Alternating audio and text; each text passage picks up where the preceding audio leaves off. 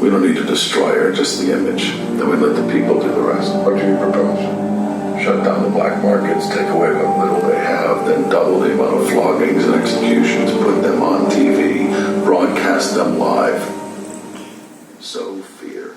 More fear. It won't work. Fear does not work as long as they have hope. And Katniss Everdeen is giving them hope. She's engaged.